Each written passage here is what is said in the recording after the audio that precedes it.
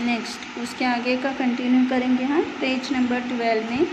In the European nations of Norway the sun does not set from mid May to the end. अब यहाँ पे European countries में, Europe की तरफ अगर हम जाएंगे तो वहाँ पे जो सूरज है वो कभी सेट ही नहीं होता है। ऐसा माना जाता है कि सूर्यास्त नहीं होता है। मिड में टू द एंड, अब वो मई के आगे से लेकर जुलाई तक में वो सेट ही नहीं होता है, मतलब हमेशा वहाँ पे उजाला रहता है। ये this means the sunrise and the sunset are simultaneous, और इसीलिए माना जाता है कि सूरज की रोशनी और सूर्यास्त दोनों साइमल्टेनियस है, यानी बराबर बराबर मात्रा में।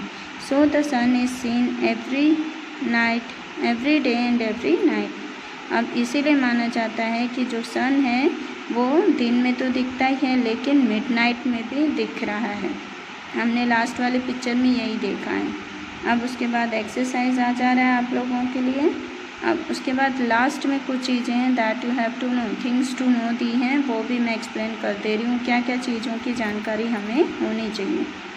अब उत्तरायण और Makar Sankranti. The vertical rays of the sun start falling on the north of the equator from 22 December onwards.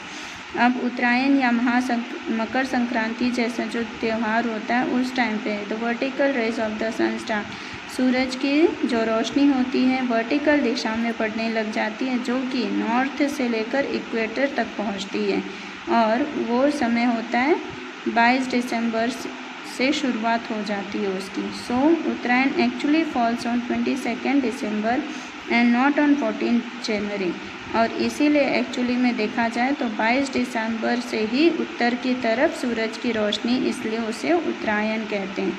तो ये हमारे हिसाब से देखें तो ये 22 दिसंबर को होना चाहिए, जबकि 14 जनवरी को मनाया जाता है। Usually the sun enters the zodiac sign of Capricorn on 14 January and so it is called Makar Sankranti.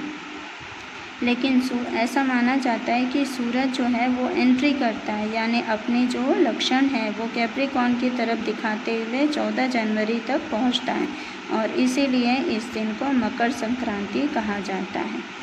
अब सोलास्टिस from 22 June onwards the vertical rays of the sun start moving from the Tropic of Cancer onwards and the south of the equator. This is known as solstice. अब इसे solstice क्यों कहा जाता है? क्योंकि ये 22 जून से शुरुआत हो जाती है एंड द वर्टिकल रेज, अब सूरज की जो आड़ी दिशा में जो रोशनी पड़ती है वो ट्रॉपिक ऑफ कैंसर की तरफ जाती है टूवर्ड्स द साउथ, और वो घूमते घूमते फिर साउथ की दिशा में यानी दक्षिण दिशा में पहुंच जाती है। अब दक्षिण दिशा जो इक्वेटर की होती है वहाँ, और इसीलिए इसका नाम है solstice. Circle of illumination. Circle of illumination क्या है? Circle of illumination it is called in Hindi प्रकाश वर्तुल। The line that separates the lighter from the darker half of the earth and joins the two poles is called the circle of illumination. ये हम पहले भी पढ़ चुके हैं कि द लाइन एक ऐसी लाइन जो है डिवाइड करती है हल्के और गाढ़े पार्ट को, उसी लाइन को ही कहा जाता है। और वो जो लाइन है दो अलग अलग दिशा को निर्धारित करती है, दो अलग अलग पोल्स जैसे नॉर्थ टू साउथ, और उसी लाइन को कहा जाता है सर्कल ऑफ इल्यूमिनेशन। अब रेवोल्यूशन क्या है? This is the earth's orbit around the sun. ये एक अर्थ का जो ऑर्बिट है, ऑर्बिट में बिंदु, एक ऐसा प्रतिबिंब होता है जो पृथ्वी की तौर से सूरज के आसपास, उसे कहा जाता है orbit. And one complete revolution takes about 365 to 1/4 days, और इसीलिए एक पूरा वर्ष लग जाता है उसे उसके पृथ्वी के आसपास घूमने में, और उसी टाइम को कहा जाता है रेवोल्यूशन। अब Celsius is a unit of measurement of temperature. Celsius actually में क्या है? टेम्परेचर, यानी मौसम का तापमान नापा जाता है। It is named after the Swedish astronomer. अब ये जो नाम पड़ा है वो स्वीडन के एक एस्ट्रोनॉमर द्वारा पड़ा है जिनका नाम था एंडर्स सेल्सियस, और 1701 से ये शुरुआत हुई सेल्सियस की, और 1744 तक उन्होंने एंडर्स सेल्सियस के नाम से प्रसिद्ध रहे।